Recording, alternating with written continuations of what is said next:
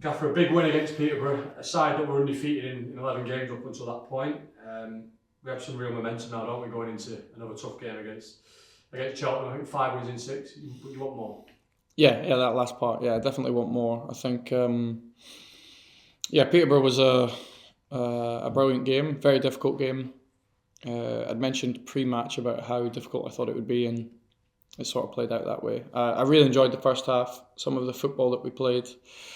Starting from Sam Tickle, some of the chances we created from really building up from the back was really pleasing. And then we showed a side of us that I find just as pleasing when we have to defend and we have to show a real determination to win a game. We did. Really difficult test, but I'm really pleased with the players. Cheltenham on Saturday and a new manager in charge in Daryl Clark. Are you expecting, have you seen them play slightly different ways since he's come in?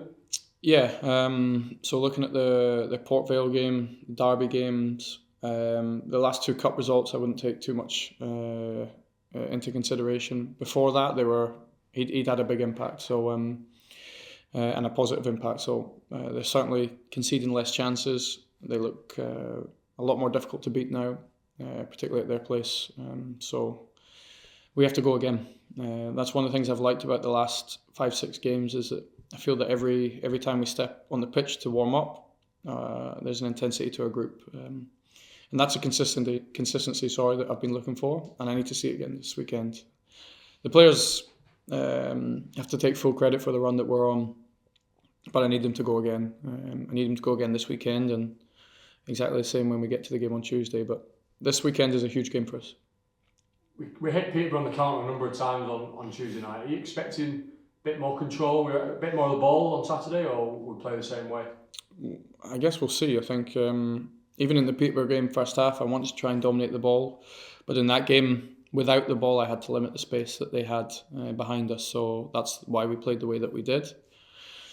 We'll see how this game goes. I don't see us changing what we want to do with the ball. We still want to try our very best to play the way through teams. But what we do without it, I still want to see the same aggression, the same desire to defend the box that we showed on Tuesday. But yeah, let's see how the game goes. If I'm telling my players to start from zero, I have to be pretty neutral and be ready to win that fight first as well. Babradico was back from suspension this week, but you'll have a tough decision, I presume, with Liam Shaw and Scott Smith's performance on Tuesday. Yeah, very tough. I think that's what we want with our squad. Baba's been outstanding for us, really, considering that before this season he played no league minutes. So for him to come in and perform the way that he has is a big credit to him. But yeah, he's. I'll make that decision as I do with all of them really late. Some of it might be determined in terms of what I think the opponent's very good at and what we might need when we have the ball. So I'll make that decision late.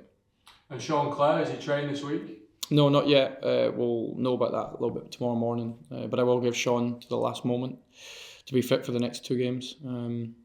He's been a really important part of our back 3.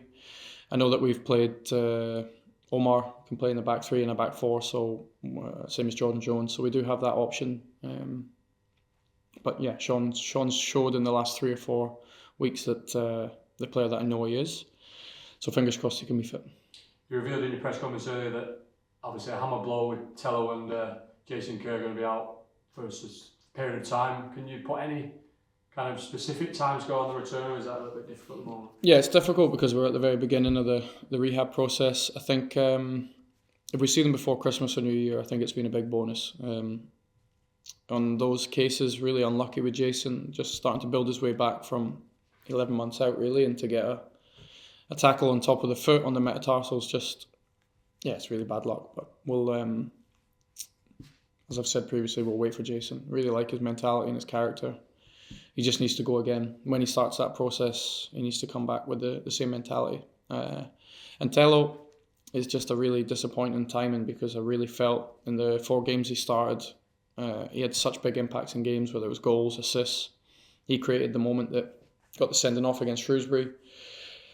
But for him, he has to come back in even better shape, even stronger. There's things he can work on with his shoulder after the injury at Carlisle. So the mentality has to be strong. We need Tello back. So when he gets back in early New Year, we need the very best of what he can give us. Finally, on the international front, a number of call-ups this week. Obviously, a shame for Tello that he will now miss out on his call-up. Would have faced potentially Baba Adiko as well, who was called up alongside Liam Morrison. And some senior figures in Josh McGuinness, and good to see Jordan Jones back on the international front as well. Is that a credit to all the lads' performances in a Latics shirt? Yeah, it is. It's I think it's also the sort of the path we've gone down with some younger players. I know it's made our schedule this month harder with having to cancel some of the games, and I know our fans really like our games on a Saturday. But the plus point of all that is that we've got young players getting called up for the national teams. And the senior ones. Josh, I think, made 75 caps. Incredible achievement and dedication for that period of time. But Jordan's a special one. I know he really wanted to get back in that squad. The first thing he really had to do was get back in our squad and get back in the team. So really positive few weeks for him.